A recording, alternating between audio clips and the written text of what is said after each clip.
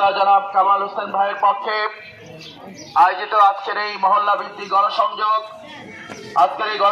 কার্যক্রমে উপস্থিত আছেন শহীদি কাফেলা বাংলাদেশ জামাত ইসলামী যাত্রাবাড়ি পূর্ব থানার সংগ্রামী সহকারী সেক্রেটারি ফার্মে মোড় অঞ্চলের সংগ্রামী সভাপতি জননেতা জনাব অ্যাডভোকেট শাফিউল আলম, উপস্থিত আছেন ওয়ার্ড পর্যায়ের বিভিন্ন দায়িত্বশীল ভাইয়েরা, সম্মানিত এলাকাবাসী, সম্মানিত ব্যবসায়ী ভাইয়েরা, সম্মানিত মুরব্বিয়ান ইকরাম, আসসালামু আলাইকুম ওয়া রাহমাতুল্লাহি ওয়া বারাকাতুহু। ওয়ালাইকুম আসসালাম ওয়া রাহমাতুল্লাহি। আপনারা নিঃসন্দেহে অবগত আছেন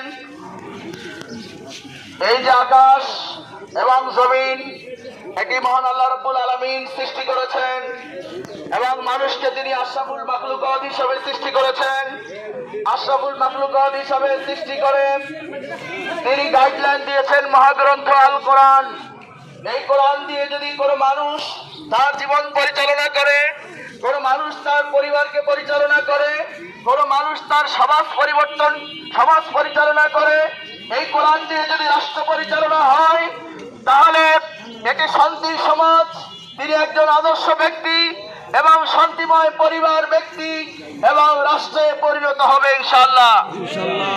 বাংলাদেশ জামাত ইসলামী সেই শাশ্বত ঐতিহাসিক আল্লাহ প্রদত্ত নির্ভুল মহাগ্রন্থ আল কোরআনের নির্দেশনার আলোকে ব্যক্তি সমাজ এবং রাষ্ট্র পরিচালনা করতে চায়।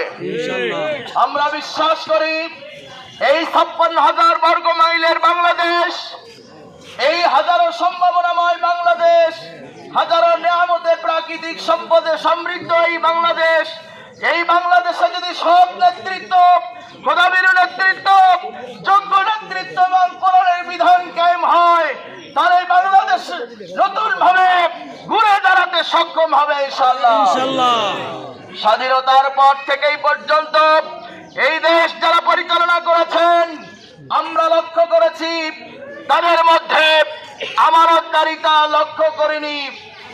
তাদের মধ্যে আমানতদারিতা, তাকওয়া এবং খোদাভীতি না থাকার কারণে দেশের সম্পদকে তারা লুটপাটে ব্যস্ত হয়েছিলেন এবং এই দেশটাকে নিজের পৈতৃক সম্পত্তি মনে করে কোটি কোটি টাকা এদেশের সাধারণ মানুষের মাথার ঘাম পায়ে ফেলে যেই টাকা উপার্জন করেছে সেই টাকা বিদেশে পাচার করে বেগমপাড়া তৈরি করেছে। সংগ্রামী দেশবাসী, 24-এর স্বাধীনতার পরে এদেশের ছাত্র সমাজ যখন নতুন করে এই দেশ স্বাধীন করল তার পরবর্তী সময় আমরা দেখতে পেলাম এক শ্রেণীর রাজনৈতিকভাবে দেউলিয়ায় আক্রান্ত হয়ে তারা চাঁদাবাজিতে মুক্ত হয়ে পড়েছে। এই দেশের মানুষের এখন আশা এবং ভরসার প্রতীক হলো বাংলাদেশ জামাত ইসলামী। কারণ এদেশের মানুষ বিশ্বাস করে জামাত ইসলামী কোনো অন্যায়, অপরাধ এবং দুর্নীতির সাথে জামাত ইসলামী জড়িত থাকবে না। আমাদের দুজন মন্ত্রী তারা মন্ত্রণালয় পরিচালনা করেছেন, শিল্প মন্ত্রণালয়, কৃষি মন্ত্রণালয়, সমাজ কল্যাণ মন্ত্রণালয় পরিচালনা করেছেন। 5 বছর ক্ষমতায় ছিলেন, তাদের বিরুদ্ধে 1 টাকার দুর্নীতিকে বের করতে পারে নাই। সুতরাং আসুন আগামী নির্বাচনে সারা দেশে যেমনি ভাবে দাঁড়িপাল্লার পক্ষে গণমানুষের জোয়ার উঠেছে, এই অঞ্চলে ইনশাআল্লাহ দাঁড়িপাল্লার বিজয় হবে ইনশাআল্লাহ।